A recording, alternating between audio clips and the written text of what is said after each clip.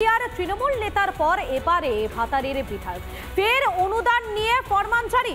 অনুদান নিলে মণ্ডপে টাঙাতে হবে মুখ্যমন্ত্রীর ছবি, অন্যথায় অনুদান নেওয়ার প্রয়োজন নেই, প্রচ্ছন্ন হুঁশিয়ারি বিধায়ক মানগোবিন্দ অধিকারী।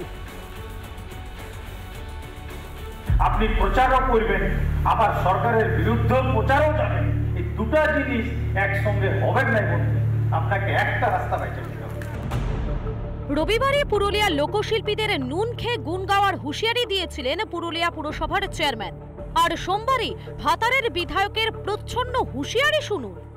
মুখ্যমন্ত্রী যে টাকাটা দিচ্ছে তার ছবি যেন প্রত্যেকটা প্যান্ডেলে টাঙানো থাকে, এটা কিন্তু মাননীয় মুখ্যমন্ত্রীর কাছ থেকে টাকাটা নিচ্ছেন আপনারা। নুন খেলে গুণ গাইতে হবে, অনুদান নিতে হলে মণ্ডপে ঝোলাতে হবে মুখ্যমন্ত্রীর ছবি। অনুদান প্রদান মঞ্চে দাঁড়িয়ে পুজো উদ্যোক্তাদের হুঁশিয়ারি দিলেন ভাতারের তৃণমূল বিধায়ক। মুখ্যমন্ত্রীর ছবি না ঝোলালে অনুদান না নেওয়ার হুমকি মানগোবিন্দ অধিকারী। সরকারের টাকা, মুখ্যমন্ত্রী সরকারের লোক, সে পার্টি হতে পারে, কিন্তু অনেকে টাকা নিচ্ছেন কিন্তু মুখ্যমন্ত্রী ছবি টাঙাচ্ছেন না, এটা কিন্তু খুব বাজে জিনিস। তাহলে আমরা টাকাটা নেবেন না।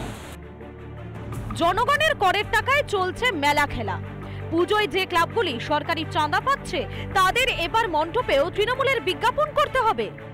আরেকজন নেতা বিবৃতি দিচ্ছে, যদি দুর্গাপুজোর অনুদান নেন তাহলে মুখ্যমন্ত্রীর ছবি একদম সামনে টাঙিয়ে রাখতে হবে। কর্মসূচি দুর্গাপুজোটাকে দখল করে দেবে, এরপরে বিসর্জন কবে হবে সেটা যেরকম ঠিক করেন, এরপরে দুর্গাপুজোর তারিখ পর্যন্ত তৃণমূল ঠিক করে দেবে। অভয়াকাণ্ডের প্রতিবাদে বহু ক্লাবই পুজোর অনুদান প্রত্যাখ্যান করেছে। তাহলে কি কোথাও প্রতিবাদ বিদ্রোহের গন্ধ পাচ্ছে শাসক দল? সরকারি টাকা দিয়ে আনুগত্য কিনতে না পেরে শেষ পর্যন্ত হুমকির পথে হাঁটছে তৃণমূল। রিপাবলিক বাংলা। ভাঙড়ে চরমে তৃণমূলের কোন্দল। আরাবুল ইসলামকে খালে চুবিয়ে মেরে ফেলে দেব প্রকাশ্যে হুমকি শওকত মোল্লা ঘনিষ্ঠ আহসান মোল্লার। আর এই হুমকিকে ঘিরেই উত্তপ্ত ভাঙড়ের রাজনীতি। ওর মতন আরাবুলের এই খালে চুবিয়ে চুবিয়ে মেরে ফেলে দেবো। সপ্তমে শওকত মোল্লা ও আরাবুল ইসলাম গোষ্ঠীর কোন্দল। গত কয়েকদিন ধরে তৃণমূলের দুই নেতার অন্তর্দ্বন্দ্বে উত্তপ্ত ভাঙড়। আর এবারে রাগঢাক নয়, সরাসরি আরাবুলের নাম করে হুঁশিয়ারি শওকত মোল্লা ঘনিষ্ঠ আহসান মোল্লা। 10 মিনিটকে 10 বছর টাইম দিলাম, ওর মতন আরাবুলের এই খালে চুবিয়ে চুবিয়ে মেরে ফেলে দেবো। শওকত মোল্লার পিছনে লেগেছে, আগামী দিন আমরা ওপারে নেতৃত্বদের জানিয়েছি, আমরা লিখিত অভিযোগ করছি। এই আরাবুল, এই গাদ্দার, এই বেঈমান, এই তোলাবাদের বিরুদ্ধে আমরা বিচার চাই। ঘটনার সূত্রপাত হয় শুক্রবার। ভাঙড়ের ভোজেরহাটে আরাবুল ঘনিষ্ঠ তৃণমূল নেতা আলতুরের গাড়ি ও দলীয় কার্যালয় ভাঙচুর করা হয়। অভিযোগ, ওই হামলায় জড়িত শওকত অনুগামীরা। এরপরে শওকত গোষ্ঠীকে কড়া ভাষায় জবাব দেন আরাবুল। আমার সাথে যারা লড়াই করে, আমার সাথে যারা জীবন বাজি রেখে লড়াই করে, আজকে তাদের উপরে আক্রমণ হচ্ছে সম্পূর্ণভাবে। আমি করতে পারি না।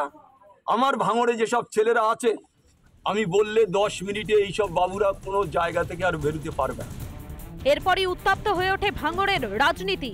সেই রেস ধরে রবিবার বিজয়গড় বাজারে আরাবুলের নাম না করে গদ্দার হাঁটানোর ডাক দেন যাদবপুরের তৃণমূল সাংসদ। ঘরের শত্রু বিভীষণ বলে একটা কথা আছে, জানেন তো? আমরা সবসময় বলি যে ফিল্টারটা বাইরে থেকে করার আগে ভেতর থেকে করতে হবে। মানুষের চোখে মুখে যেটা আছে সেটা যে অন্তরে থাকতে হবে তার কোনো মানে নেই। কাজে তৃণমূলের কাছে এটাও চ্যালেঞ্জ, যারা পরোক্ষভাবে বা প্রত্যক্ষভাবে দলকে ক্ষতিগ্রস্ত করার চেষ্টা করছে তাদের বিরুদ্ধে ব্যবস্থা নেবে। ভাঙড়ের এই কোন্দলে লাগাম টানতে দলের শীর্ষ নেতৃত্ব কি পদক্ষেপ নেয় এখন সেটাই দেখার। রঞ্জিত সর্দারের রিপোর্ট, রিপাবলিক বাংলা। মুখ্যমন্ত্রীর উত্তরবঙ্গ সফরের মাঝেই 12 ঘন্টার বন্ধ পাহাড়ে। পুজোর আগে 20% বোনাসের দাবিতে বন্ধের ডাক চা বাগান শ্রমিক সংগঠনের যৌথ মঞ্চের। দার্জিলিংয়ের সোনাদা এবং টুঙ্গে রাস্তা অবরোধ করে বন্ধ সমর্থনকারীরা। বন্ধকে সমর্থন নয়, সাফ কথা মমতার।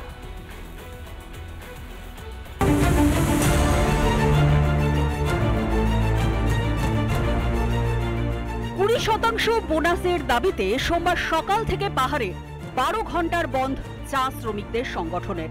দার্জিলিংয়ে এই বন্ধের প্রভাব ছিল চোখে পড়ার মতো।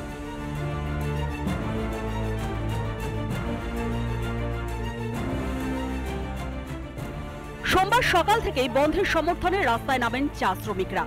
রোহিণী টোল গেটের সামনে বিক্ষোভ দেখাতে শুরু করে চা শ্রমিক সংগঠনের কর্মী সমর্থকেরা। পাশাপাশি সরকার ও মালিক পক্ষের বিরুদ্ধে চলে স্লোগান।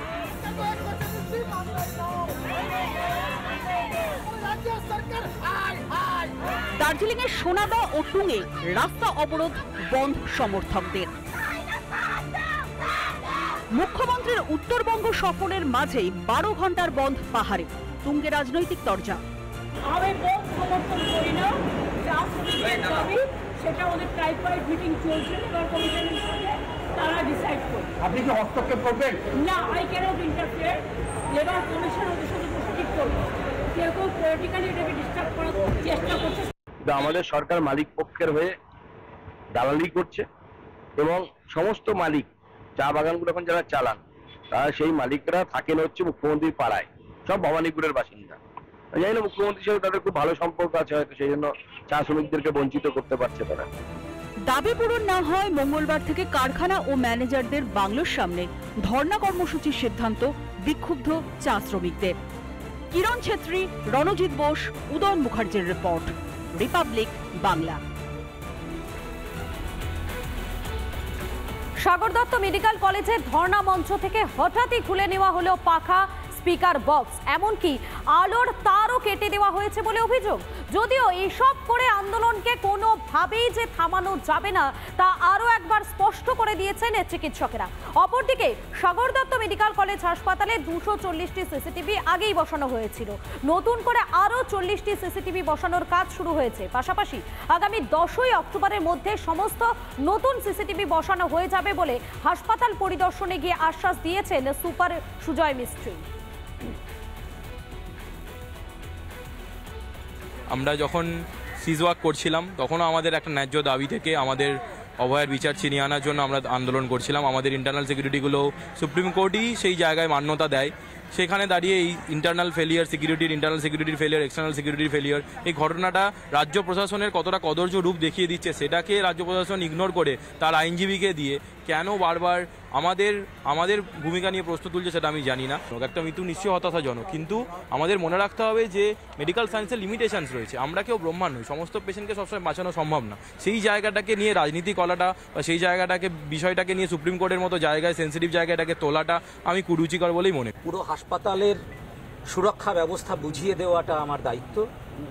কিভাবে ওনারা কাজ করবেন সেটা ওনারা ঠিক করবেন, যে ওনারা কোথায় কতজন ম্যান পাওয়ার দিলে পরে, কিভাবে ম্যান পাওয়ার দিলে পরে এই সুরক্ষা সঠিকভাবে করা সম্ভব। ওসি এসছেন, তাকে পুরো জিনিসটা আমরা বুঝিয়ে দিলাম। পর্যাপ্ত পরিমাণ পুলিশ এবং সিকিউরিটি পার্সোনেলের অভাব ছিল।